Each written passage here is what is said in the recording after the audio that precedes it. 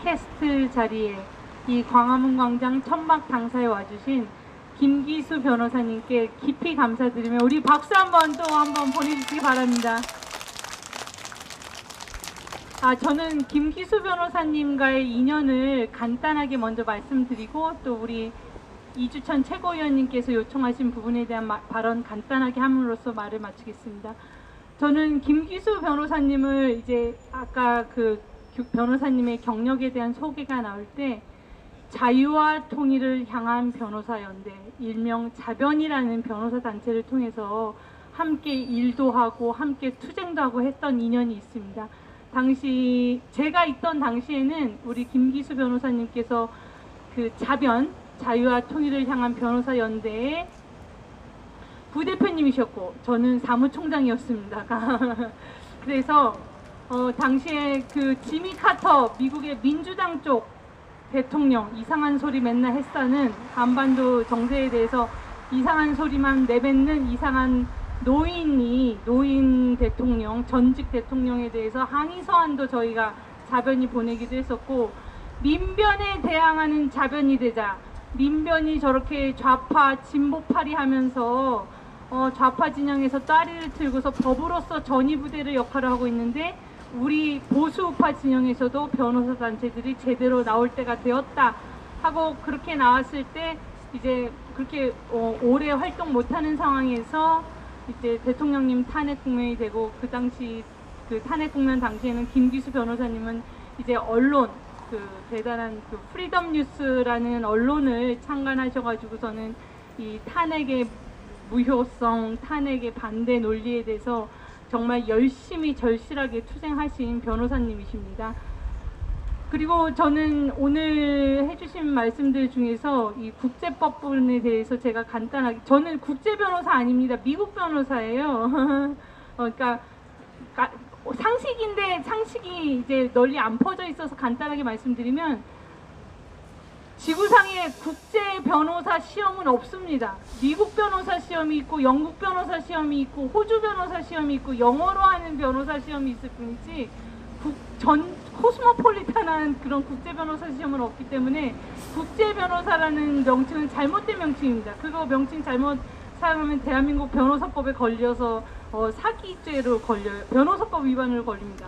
아무튼 그렇고 저는 그 국제사회 경험이 뭐 워싱턴 DC에서 그리고 스위스 제네바에서 이렇게 있어본 경험이 있는데 잘 아시다시피 국제사회를 아우르는 통일된 중앙국가가 있습니까? 없습니다.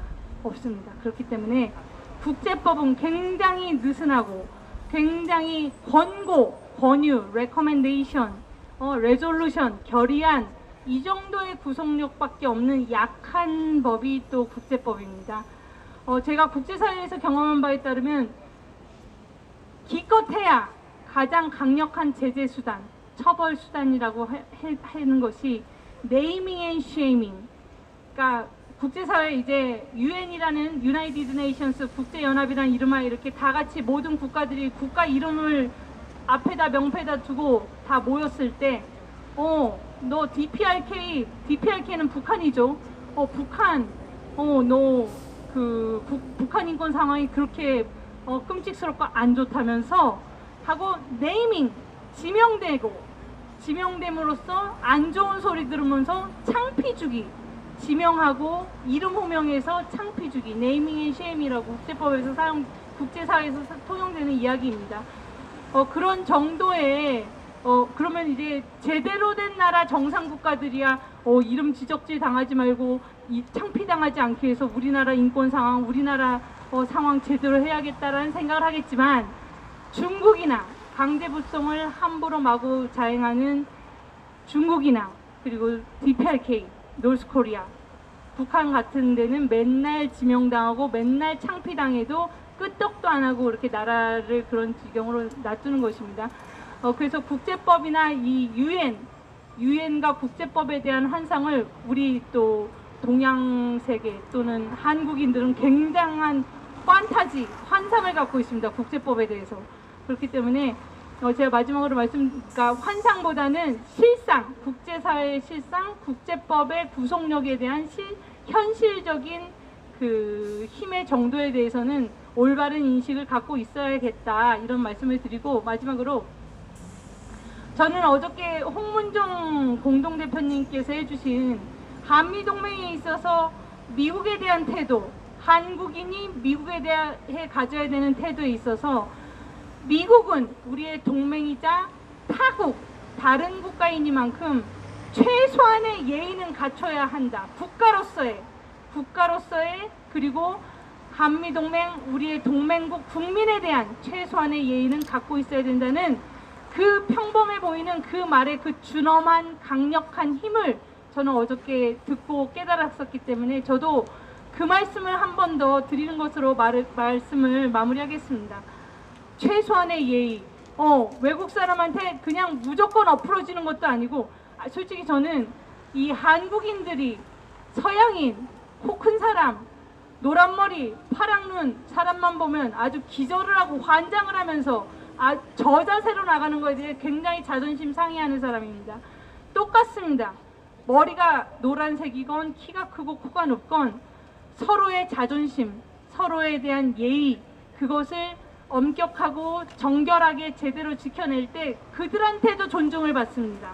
그저 외국인만 보면 저 자세라면 그 사람들은 우습게 봐요. 사실상 그렇게 자기들한테 저 자세로 하는 동양인들에 대해서. 그리고 또 한 가지는 마지막 말을 마무리하겠습니다. 마지막으로 드리고 싶은 말씀은 신뢰, 트러스트, 신뢰, 국가 간의 신뢰. 아까 그 김기수 변호사님께서 말씀해 주신 바의 연장선상이겠지만 신뢰 없는 관계란 건 없다고 생각합니다.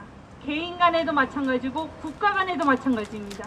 그런데 이 문재인 좌파 독재 정권 하에서 대한민국은 미국으로부터도, 일본으로부터도, 중국으로부터도, 심지어 북한 김정은으로부터도 신뢰 따위 사라지고 그야말로 무시당하고 발세당하는 그런 외교 안보 파탄 지경에 놓인 것이 지금의 대한민국이라는 생각에 심통할 따름이고, 오늘 함께 하시는 제가 어저께 페이스북에다가 우리의 이 팟캐스트 여러분의 모습만을 올리면서 딱 한마디 했습니다. 2019년 7월 한여름밤의 꿈. 우리는 지금 2019년 7월에 셰익스피어의 한여름밤의 꿈이라는 작품이 있거든요. 셰익스피어, 영국의 대문호 셰익스피어의 한여름밤의 꿈과는 우리의 한여름밤의 꿈은 바로 박근혜 대통령 구출하자, 하나 더 자유민주주의 시장경제 구출하자. 그래서 우리가 함께하는 꿈을 현실로 빨리 만듭시다. 감사합니다.